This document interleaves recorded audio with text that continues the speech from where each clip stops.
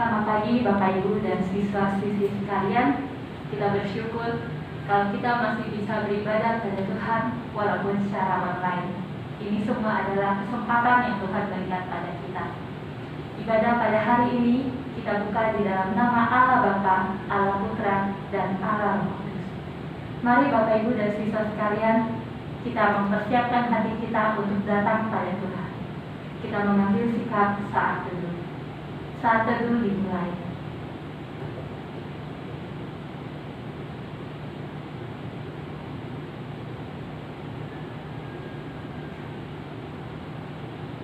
Saat teduh selesai, Wahyu pasal 4 ayat 8. Mereka berseru siang dan malam, Kudus, Kudus, Kuduslah Tuhan Allah, yang Maha Kuasa, yang sudah ada, yang ada, dan yang akan datang. Hari ini kita pun akan melakukan hal yang sama. Kita akan menyatakan kalau Tuhan kita adalah Allah yang kudus, Allah yang suci. Kita nyanyikan pujian Suci, Suci, Suci.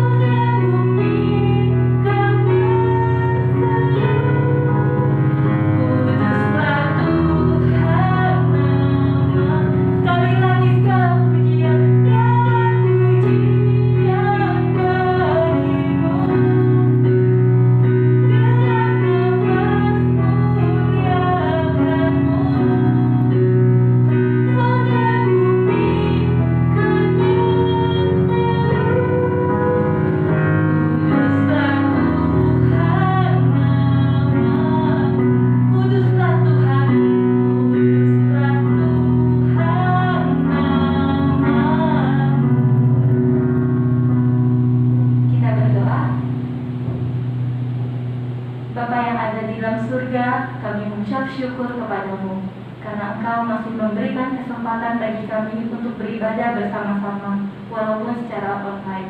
Kami sungguh sadar ini semua adalah kesempatan yang daripada Tuhan. Tuhan, kami serahkan ibadah pada pagi hari ini ke dalam tangan-Mu. Tuhan, berkatilah jalannya ibadah ini, dari awal, pertengahan, sampai akhirnya, agar bisa berlangsung dengan baik.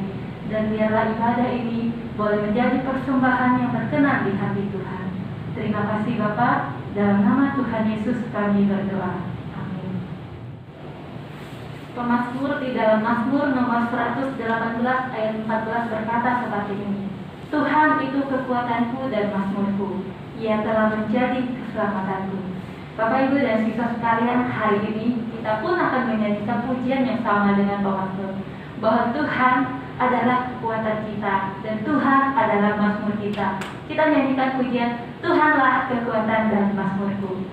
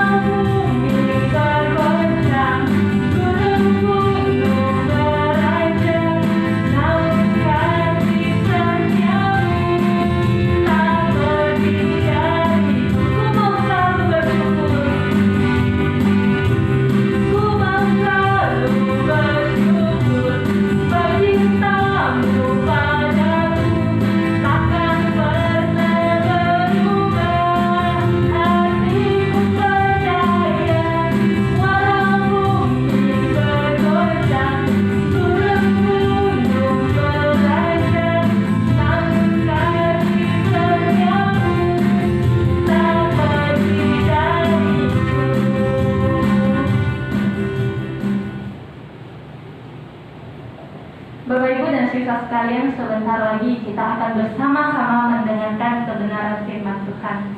Mari kita mempersiapkan hati kita dengan menyanyikan pujian Jadi Seperti Ini. Biarlah lagu ini menyerahkan kerinduan kita pada Tuhan. Kalau kita ingin hati kita diubahkan seperti hati Tuhan.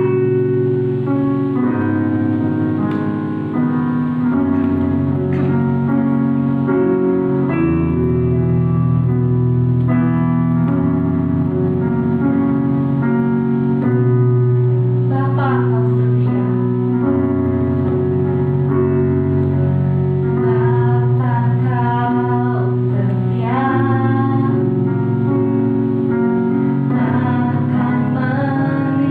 meninggalkan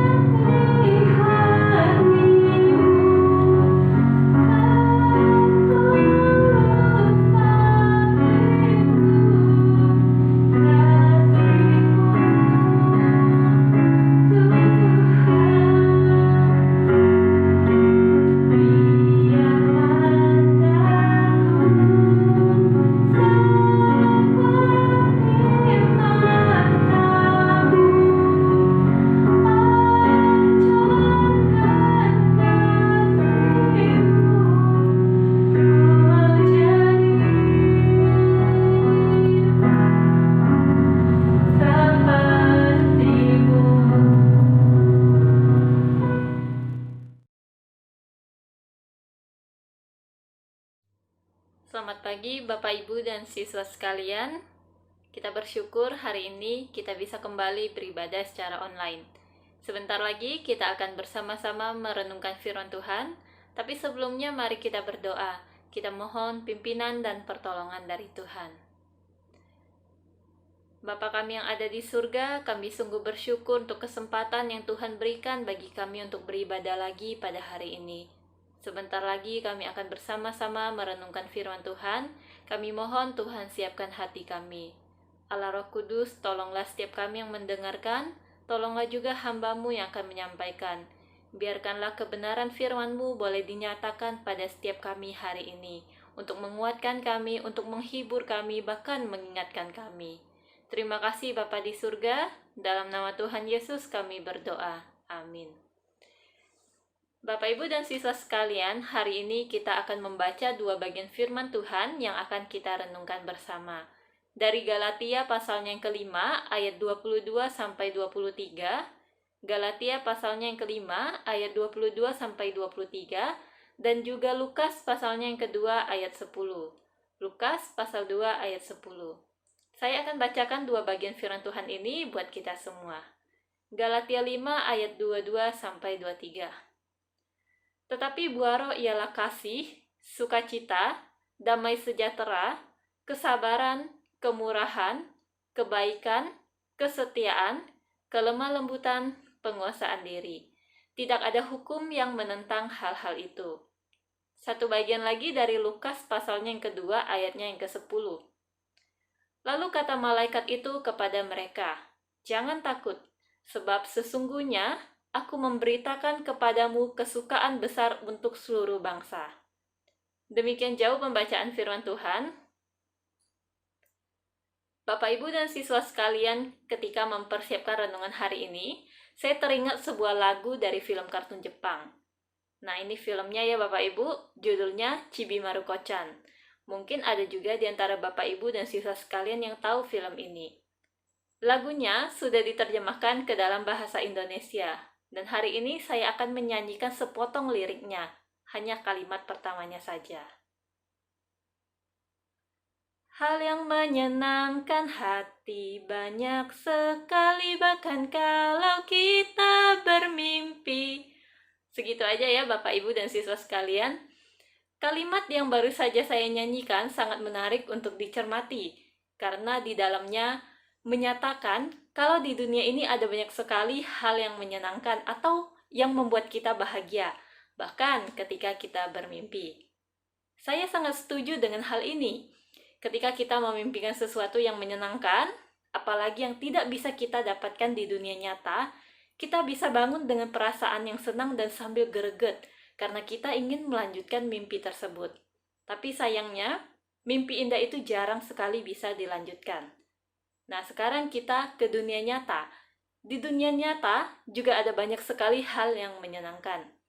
Hari ini saya akan berikan beberapa contoh kasus kepada kita semua. Yang pertama, kita biasanya akan merasa senang ketika kita mencoba membeli makanan di sebuah rumah makan yang sebelumnya belum pernah kita datangi. Dan ternyata makanan di rumah makan itu enak. Kita seperti mendapat tempat restoran baru yang makanannya enak, atau rumah makan baru yang makanannya enak. Lalu kita akan berpikir untuk datang kembali di kemudian hari, bahkan menjadi pelanggan setia di rumah makan tersebut. Yang pertama ya, kita senang ketika kita bisa menikmati makanan yang enak. Lalu yang kedua, kita akan merasa senang ketika kita membeli sesuatu di aplikasi belanja online. Lalu barang yang kita pesan itu cepat datang dan sangat memuaskan sesuai dengan pesanan kita. Biasanya ketika kita belanja online, katakanlah kita mau beli masker, karena masker merupakan kebutuhan penting bagi setiap kita saat ini. Biasanya sebelum kita membeli suatu barang, kita akan membaca komentar terlebih dahulu. Pembeli yang merasa puas dengan barang yang mereka beli biasanya akan memberikan review yang baik dan komentar yang positif. Contohnya beberapa komentar seperti ini ya, Bapak, Ibu, dan siswa sekalian. Barang bagus, produk original, penjual ramah. Ini salah satu contohnya. Lalu biasanya juga ada komentar seperti ini. Mantap, sesuai pesanan. Biasanya juga ada komentar seperti ini. A real pic, recommended. Nah, Bapak Ibu dan siswa sekalian, lewat komentar-komentar itu, kita tahu kalau pembeli itu merasa senang karena mereka merasa puas dengan barang yang mereka beli. Nah, ini kasus yang kedua. Yang ketiga, Bapak Ibu dan siswa sekalian, kita itu akan merasa senang ketika mendapatkan nilai yang tinggi pada saat pengambilan rapot, baik di pertengahan semester ataupun di akhir semester. Kita akan merasa bangga, kita akan merasa senang karena hasil usaha kita sangat memuaskan atau kita mendapatkan nilai yang tinggi. Ini yang contoh yang ketiga. Lalu contoh yang keempat, kita itu akan merasa senang jika kita mendengar ada teman, rekan kerja, atau keluarga kita yang sembuh dari COVID. Karena saat ini kondisi penularan virus corona ini sangat mengkhawatirkan. Sudah menjangkiti banyak orang, bahkan orang-orang yang kita kenal. Bahkan kita akan lebih senang lagi jika pandemi corona ini benar-benar berlalu. Lalu kita bisa melepas masker kita dan kembali hidup dengan normal seperti sebelumnya. Saya yakin ini harapan setiap kita. Harapan saya, harapan Bapak Ibu, harapan siswa-siswi sekalian. Nah, Bapak Ibu siswa sekalian, tidak bisa dipungkiri bukan? Kalau suasana hati kita sangat ditentukan oleh kondisi di sekitar kita. Kita itu merasa senang jika kondisi di sekitar kita itu sesuai dengan harapannya kita, seperti 4 contoh kasus yang saya sebutkan di atas. Namun sebaliknya, kita itu bisa merasa sedih atau bahkan marah jika kondisi di sekitar kita tidak sesuai dengan yang kita inginkan. Tapi hari ini, saya mau mengajak kita semua untuk sama-sama belajar tentang sebuah kebahagiaan yang sama sekali tidak ditentukan oleh kondisi di sekitar kita, yaitu sebuah kebahagiaan yang di dalam Alkitab seringkali disebut sebagai sukacita. Kata sukacita sendiri di dalam bahasa Yunani adalah kara. Kata yang digunakan adalah kara untuk menerjemahkan kata sukacita. Nah, kata ini sangat sering muncul di dalam Perjanjian Baru. Kurang lebih kemunculannya ada sebanyak 70 kali dan diterjemahkan menjadi joy atau rejoice di dalam bahasa Inggris. Sementara Alkitab Indonesia menerjemahkannya sebagai sukacita atau bersukacitalah yang di dalamnya mengandung perintah.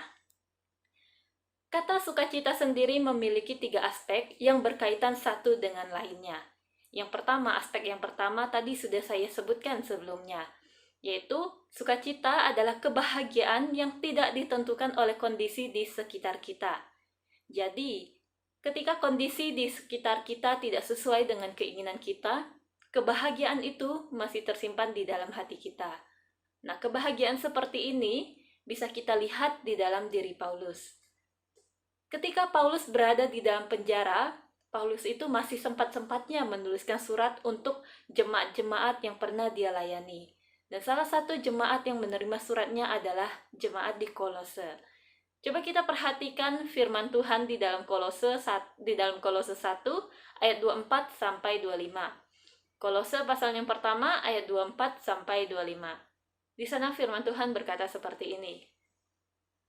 Sekarang aku bersuka cita bahwa aku boleh menderita karena kamu dan menggenapkan dalam dagingku apa yang kurang pada penderitaan Kristus untuk tubuhnya, yaitu jemaat. Aku telah menjadi pelayan jemaat itu sesuai dengan tugas yang dipercayakan Allah kepadaku untuk meneruskan firman-Nya dengan sepenuhnya kepada kamu.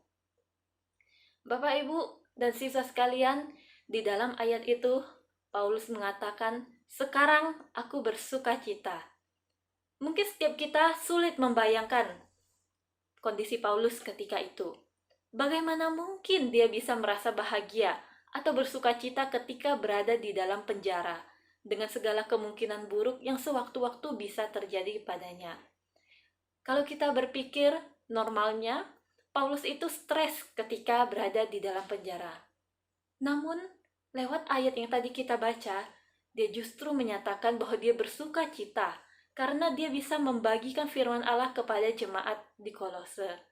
Dari sini kita tahu kalau kebahagiaannya Paulus sama sekali tidak dibatasi oleh penjara yang mengurungnya secara fisik. Kebahagiaannya tidak ditentukan oleh kondisi yang ada di sekitarnya. Inilah yang dimaksud dengan sukacita kebahagiaan tidak ditentukan oleh kondisi di sekitar kita. Ini aspek pertama dari sukacita. Lalu aspek kedua dari sukacita adalah ini jenis kebahagiaan yang hanya ditemukan di dalam pribadi Yesus Kristus. Mengapa demikian? Karena sukacita adalah milik Yesus yang akan Ia bagikan juga kepada orang-orang yang percaya kepadanya. Bapak, Ibu, dan siswa sekalian, di dalam rangkaian peristiwa kelahiran Tuhan Yesus, ada sebuah kisah tentang gembala-gembala. Biasanya kisah ini akan sering kali diceritakan pada event Natal. Ketika gembala-gembala itu sedang berada di padang menjaga domba-domba yang dipercayakan kepada mereka, malaikat Tuhan datang kepada mereka dan memberitakan kelahiran Yesus kepada mereka. Coba kita perhatikan firman Tuhan di dalam Lukas 2 ayatnya yang ke-10, yang juga tadi sudah kita baca. Di sana firman Tuhan berkata seperti ini. Lalu kata malaikat itu kepada mereka, "Jangan takut, sebab sesungguhnya Aku memberitakan kepadamu kesukaan besar untuk segala bangsa." Kesukaan besar untuk segala bangsa. Kepada gembala-gembala itu, malaikat Tuhan memberitakan kesukaan atau sukacita yang besar untuk seluruh bangsa, yaitu Yesus itu sendiri. Lalu di dalam kisah lainnya, ketika Tuhan Yesus akan ditangkap malam sebelum kematiannya, di hadapan murid-muridnya, Tuhan Yesus sekali lagi menegaskan tentang sukacita yang ada di dalam Dia, yang hanya bisa ditemukan di dalam Dia. Coba kita perhatikan satu lagi bagian firman Tuhan. Dari Yohanes pasalnya yang ke-15, ayatnya yang ke-9 sampai 11. Yohanes pasalnya yang ke-15, ayat 9 sampai 11. Saya akan bacakan. Sama seperti Bapa telah mengasihi aku, demikianlah juga Aku telah mengasihi kamu. Tinggallah di dalam kasihku itu. Jikalau kamu menuruti perintahku, kamu akan tinggal di dalam kasihku, seperti aku menuruti perintah Bapakku dan tinggal di dalam kasihnya. Semuanya ini kukatakan kepadamu, supaya sukacitaku ada di dalam kamu, dan sukacitamu menjadi penuh. Jadi, ini adalah sukacita yang akan kita rasakan jika kita tinggal di dalam Yesus. Atau lebih sederhananya lagi, kita melekat pada Yesus. Bapak Ibu dan siswa sekalian, ini aspek yang kedua dari sukacita, kebahagiaan yang hanya ditemukan di dalam Yesus. Lalu yang ketiga, sukacita adalah kebahagiaan yang diberikan oleh Roh Kudus, atau kita bisa sebut buah dari Roh Kudus. Kebahagiaan ini tidak bisa kita kejar. Dengan usaha kita sendiri sekeras apapun, kita tidak akan bisa mendapatkan sukacita ini. Karena sukacita ini, kebahagiaan jenis ini, hanya ditemukan di dalam Tuhan Yesus, diberikan oleh Roh Kudus kepada orang percaya. Jadi, kebahagiaan ini hanya didapatkan melalui iman kepada Yesus. Iman yang memberikan pengharapan kepada orang percaya, sehingga mereka bisa bersuka cita bahkan di tengah kondisi yang tidak memungkinkan sekalipun. Bapak, Ibu, dan siswa sekalian, saya mau menutup khotbah hari ini dengan sebuah kisah dari seseorang yang bernama Anthony Ray Hinton. Pada tahun 1985, Anthony Ray Hinton ini didakwa membunuh 2 orang manajer restoran. Sebenarnya dia dijebak, karena ketika pembunuhan itu terjadi, ia sedang berada di tempat yang sangat jauh dari TKP. Namun pada akhirnya, Ray tetap dinyatakan bersalah, bahkan dijatuhi hukuman mati. Di dalam persidangan, Ray mengampuni orang-orang yang memfitnahnya, dan mengatakan bahwa ia tetap memiliki sukacita, meski diperlakukan tidak adil. Ia berkata seperti ini, "Setelah mati saya akan pergi ke surga. Kalian pergi kemana?" Ini sungguh pertanyaan yang sangat menusuk bagi orang-orang yang memfitnah Ray. Setelah mati saya akan pergi ke surga. Kalian sendiri pergi kemana? Sebenarnya, hidup sebagai terpidana mati sangatlah berat bagi Ray. Lampu-lampu penjara itu berkedip-kedip setiap kali kursi listrik digunakan untuk mengeksekusi narapidana lain. Dan hal itu mengingatkan Ray akan hukuman yang menantinya suatu hari nanti. Satu dari sekian banyak ketidakadilan yang dihadapi Ray dalam upaya naik banding adalah ketika ia berhasil melewati tes deteksi kebohongan. Tetapi pengadilan mengabaikan hasil tes tersebut. Namun pada akhirnya, pada hari Jumat Agung 2015, hukuman pidana yang dijatuhkan atas Ray dibatalkan oleh Mahkamah Agung Amerika Serikat. Tapi saat itu, Ray sudah berada di dalam penjara selama 30 tahun sebagai terpidana hukuman mati. Hidupnya menjadi kesaksian hidupnya Ray bahwa Allah benar-benar ada. Karena imannya kepada Yesus, Ray memiliki pengharapan. Bahkan pengharapan itu jauh melampaui pencobaan yang ia alami ketika itu. Ia bisa mengalami suatu sukacita yang bersifat supernatural di hadapan ketidakadilan yang terjadi di dalam hidupnya. Sukacita menantikan hukuman mati yang Ray alami bukanlah hal yang bisa dipalsukan. Iman seperti itu mengarahkan Ray kepada Allah yang selalu hadir, meski dia tidak bisa melihat Allah secara fisik. Tetapi dia yakin dan percaya Allah itu siap menguatkannya di tengah pencobaan yang berat. Setelah ia keluar dari penjara, ia mengucapkan kata-kata berikut ini.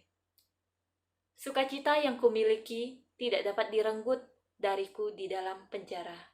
Sukacita yang kumiliki tidak dapat direnggut dariku di dalam penjara. Inilah kata-kata yang Ray ucapkan setelah ia keluar dari penjara. Sukacita sedemikian rupa yang kita lihat pada diri Ray membuktikan kemurnian imannya kepada Tuhan Yesus. Dan Bapak Ibu siswa sekalian, inilah sukacita yang hanya ditemukan di dalam pribadi Yesus. Sukacita yang memberikan pengharapan, sukacita yang memberikan jaminan hidup kekal, sukacita yang memberikan kekuatan bahkan di tengah kondisi yang tidak memungkinkan. Karena itu, datanglah kepada Yesus dan milikilah sukacita itu. Tuhan Yesus memberkati. Mari kita berdoa. Bapa kami yang ada di dalam surga, kami sungguh bersyukur untuk firman-Mu yang boleh kami dengarkan hari ini. Kami diingatkan bahwa di dalam Tuhan kami bisa menemukan sukacita yang sejati. Sukacita yang memberikan kekuatan, memberikan pengharapan, memberikan jaminan hidup yang kekal. Terima kasih ya Tuhan untuk firman-Mu hari ini. Kami naikkan doa ini hanya di dalam nama Tuhan Yesus. Amin.